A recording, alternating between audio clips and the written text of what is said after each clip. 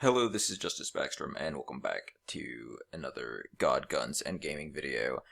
Now, today, we actually have perhaps the biggest 2A news since I've, started this, series, and, one of the things that's been my biggest, biggest things that I've been looking forward to, and this actually happened last Thursday, but I'm finally getting around to it now. And yeah, that is this announcement from the Secretary of War, Pete Hegseth. Our military bases have become gun-free zones, leaving troops exposed. That ends today. Simply put, my view has always been, it's the armed forces. Why are they unarmed? Obviously they're armed when they go into battle, but they should have the right to defend themselves at home as well. So let's go ahead and get into this statement from Secretary Hegseth, and I will give some of my thoughts as we go. Our great republic was founded on a simple yet bold idea. Our rights as citizens are not granted to us by government, but instead by God. Yeah, so obviously, if rights are actually rights, then they're not something that can be given or taken away by man. They are only the government can only choose whether or not to recognize them, and so yeah. Sorry, I didn't mean to bust it and break in already. But yeah, obvious point there. 250 years ago, the Revolutionary War was fought to secure our God-given rights.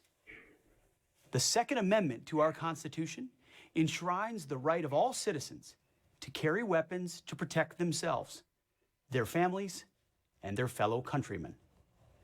The War Department's uniformed service members are trained at the highest and unwavering standards. These warfighters, entrusted with the safety of our nation, are no less entitled to exercise their God-given right to keep and bear arms than any other American. Okay, so another point there. One thing you hear from the gun grabbers a lot is that only like the most you have to have like all this training or whatever. Only the most professional people should be allowed to carry guns, and yet they're totally fine with our military not being allowed to carry guns to protect themselves on base, which, is kind of stupid. Our warfighters defend the right of others to carry. They should be able to carry themselves. Recent events like what happened at Fort Stewart, Holloman Air Force Base, or Pensacola Naval Air Station have made clear that some threats are closer to home than we would like. Okay, I'm breaking in already again, but that's a good point. The problem with not allowing firearms on base is the same problem you get with any gun-free zone, is that the people can still bring guns on base. People can still bring guns into any gun-free zone. All you're doing is giving a disadvantage to the people who actually abide by those rules.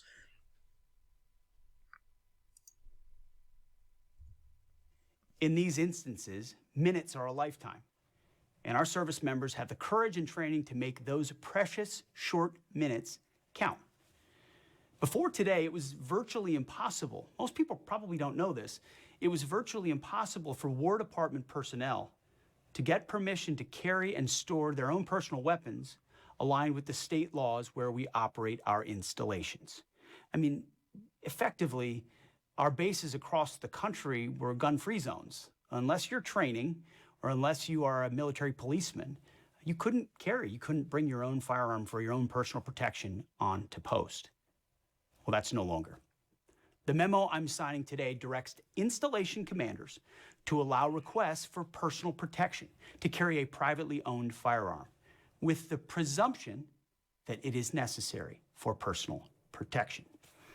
If a request is for some reason denied, the reason for that denial will be in writing and will explain in detail the basis for that direction. Again, the presumption is service members will be able to have their Second Amendment right. Okay, so that's the important part, I think, is that...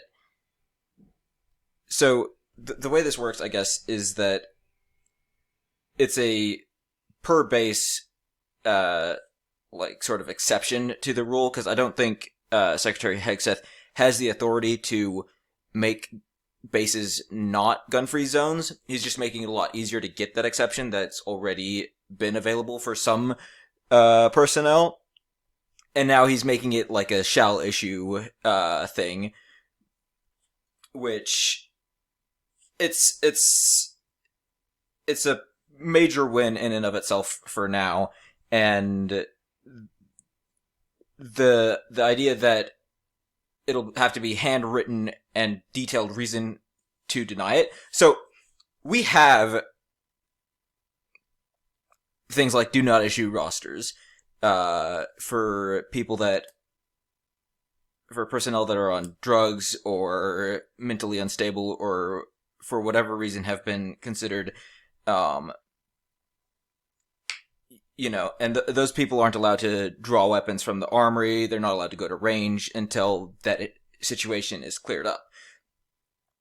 And so, as far as that concern, those people, it's the same restrictions basically that you'd have to jump through to take the Second Amendment rights from any normal American, which I don't know why there's no reason why it should be easier to take those rights away from servicemen than from your average American.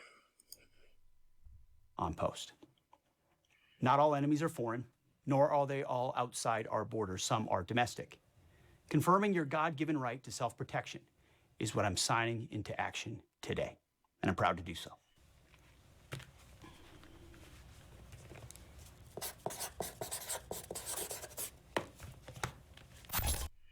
Okay, so, pretty good stuff, obviously. Now, what to do about it if you are in the military and you're trying to figure out how to actually utilize that. It sounds like what it'll be is simply reaching out to your the office of your base commander, maybe your G1. I'm sure your G1 would be able to direct you to who you need to talk to. Even if you talk to your S1, they should be able to help. That, or just going to the visitor center. Visitor center might actually be your best bet. And again, in my opinion, the ideal scenario would be that you get this and then you're able to carry on all bases nationwide, because there's a lot of military guys that will go on bases that aren't their own base if they're traveling and want to get cheaper gas or whatever. So there's lots of legitimate reasons to go on a base that's not your own, and I think it should be extended to stuff like that. But again, maybe Secretary Hegseth doesn't have the authority to do that at this moment.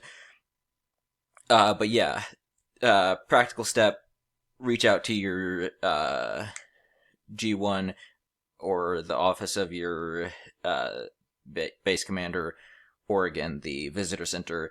Seems like the most probable way that you'd actually be able to get that exception approved for yourself. Anyways, though, that's it for this video. Like I said, huge 2A victory.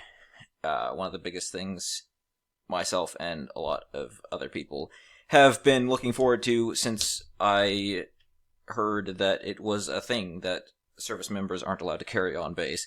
But yeah, that's it for now. Thanks for watching, and I will see you later.